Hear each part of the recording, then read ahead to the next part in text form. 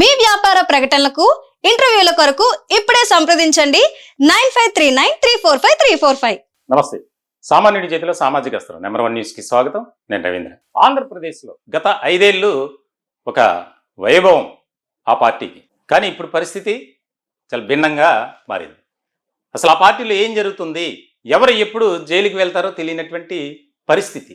వైఎస్ఆర్సీపీ 2019లో 151 స్థానాలతో తిరుగులేనటువంటి విజయాన్ని నమోదు చేసిన ఆ పార్టీ మొన్న జరిగినటువంటి ఎన్నికల్లో కేవలం 11 సీట్లకు మాత్రమే పరిమితం కావాల్సి వచ్చింది. దానికి ఎన్నో ఈక్వేషన్స్, మరెన్నో కాలిక్యులేషన్స్ సొంతంగా వారే చేసుకున్నారు. ఎందుకంటే ప్రజలకు ముందుగా రాష్ట్ర ప్రజలకు ఇచ్చినటువంటి హామీలు కానీ వాగ్దానాలు కానీ వాటిని నెరవేర్చే క్రమంలో ఫెయిల్ అయింది ముఖ్యంగా.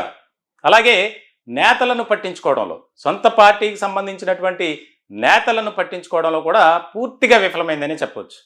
ఎప్పుడు కూడా తాడేపల్లి ప్యాలెస్లో ఆయన చుట్టూ ఉన్నటువంటి సోకాల్డ్ పర్సన్స్ ఆ క్వార్టరీయే ఉండేది. ఉదాహరణకు సజ్జల రామకృష్ణారెడ్డి కానీ, వైవి సుబ్బారెడ్డి కానీ, అయోధ్య రామిరెడ్డి కానీ, లేళ్ల అప్పిరెడ్డి కానీ, ఇలా కొంతమందికి మాత్రమే ఆయన దర్శనం ఉండేది. ఇక ఎవరు వచ్చినా సరే జగన్ గారిని కలవాలంటే అదొక పెద్ద టాస్క్, వారికి వారే చేసుకున్నటువంటి పరిస్థితి. ఇలాంటి క్రమంలో తాజాగా ఇప్పుడు ఎదురవుతున్నటువంటి పరిస్థితులు ఎలా ఉన్నాయి, ఏ రకంగా పార్టీలో నెలకొన్నాయి అనేది ఇక్కడ ముఖ్యమైనటువంటి అంశం. చాలా కీలకమైనటువంటి చర్చ జరుగుతుంది. తాజాగా లిక్కర్ స్కామ్ కేసు రాష్ట్ర రాజకీయాల్లో ఒక ప్రకంపన కలిగించింది.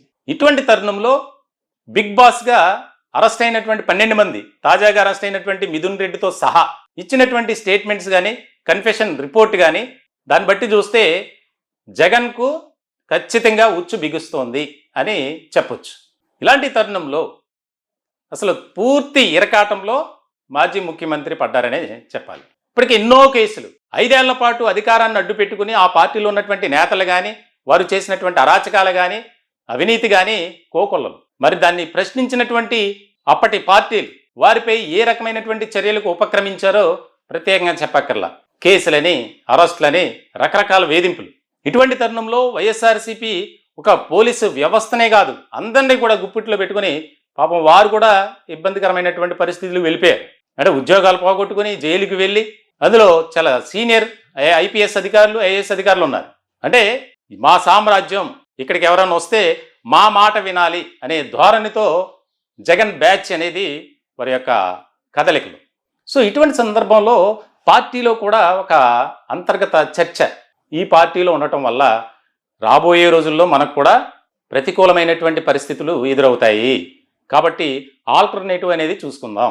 ఖచ్చితంగా గతంలో ఆయన మీద ఉన్నటువంటి కేసులు కానీ, ఇప్పుడు నమోదైనటువంటి కేసులు కానీ, విచారణ జరుగుతున్నటువంటి కేసులు, ఆదాయానికి మించినటువంటి అక్రమాస్తుల కేసులో ఇప్పటికే ఇబ్బంది పడుతున్నారు. 5 ఏళ్ల పాటు ముఖ్యమంత్రిగా ఉన్నాను కాబట్టి నేను విచారణకు హాజరు కాలేను, వాయిదాలకు రాలేనని పిటిషన్ల మీద పిటిషన్లు వేశారు. దానికి సంబంధించి కొంతమంది ప్రజాప్రతినిధుల కేసుకు సంబంధించి త్వరితగతిన విచారణ జరపాలి, నిగ్గు తేల్చండి అని చెప్పి సుప్రీంకోర్టులో ఇప్పుడు అది కూడా విచారణ జరుగుతుంది. మరోపక్క ఈ ఆంధ్రప్రదేశ్లో చోటు చేసుకున్నటువంటి లిక్కర్ స్కామ్ కేసు ఏదైతే ఉందో, దాదాపుగా 3,500 కోట్ల రూపాయలకు సంబంధించి 90% ఆయనకే వెళ్ళింది, కేవలం 10%ఏ మిగిలిన వారు పంచుకున్నారు అని తెర మీదకి వచ్చింది. ఎక్కడెక్కడ వీరి డెన్, ముఖ్యంగా తాడేపల్లితో పాటు విజయవాడ పరిసర ప్రాంతాల్లో కొన్ని, హైదరాబాద్, బెంగళూరు, చెన్నై ఇలాంటి పరిసర ప్రాంతాల్లో వీరు ప్రత్యేకమైనటువంటి శిబిరాలను ఏర్పాటు చేసుకుని అక్కడికి డబ్బు చేరేది.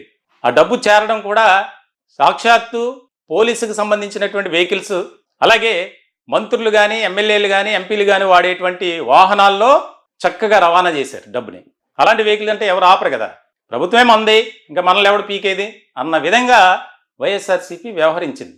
ఇప్పుడు అప్పట్లో వారు అనుసరించినటువంటి విధానం ఇప్పుడు వారు మెడకు ఉచ్చిగా బిగుస్తుందనే చెప్పాలి. రాబోయే రోజుల్లో రాష్ట్ర రాజకీయాల్లో చాలా కీలకమైనటువంటి మార్పులు, చేర్పులు చోటు చేసుకుంటాయని చెప్పాలి. ఇప్పుడు ప్రస్తుతం అయితే ఈ ఆంధ్రప్రదేశ్లో 2019 నుంచి 2024 వరకు జరిగినటువంటి లిక్కర్ స్కామ్ కేసుకు సంబంధించి మాజీ ముఖ్యమంత్రి వైఎస్ఆర్సీపీ అధినేత వైఎస్ జగన్మోహన్ రెడ్డి తీవ్రమైనటువంటి పరిస్థితులను, ప్రతికూలమైనటువంటి పరిస్థితులు, ఇబ్బందికరమైన పరిస్థితులు ఎదుర్కోక తప్పదు అనేది రాజకీయ వర్గాల్లో ఒక చర్చ అయితే బాగా నడుస్తుంది. చూడాలి కూటమి కూడా చాలా సీరియస్గా తీసుకుంది. ఎందుకంటే రాష్ట్ర రాజకీయాల్లో అసలు అధికారంలోకి రావడానికి కూటమి ఏ రకంగా శ్రమించింది, రెండోసారి కూడా అధికారంలోకి వస్తుందేమో అనుకున్నారంతా. వైఎస్ఆర్సీపీ నినాదం కూడా అదే, వై నాట్ 175. కానీ ఇప్పుడున్నటువంటి పరిస్థితులు అసలు పార్టీ ఉంటుందా?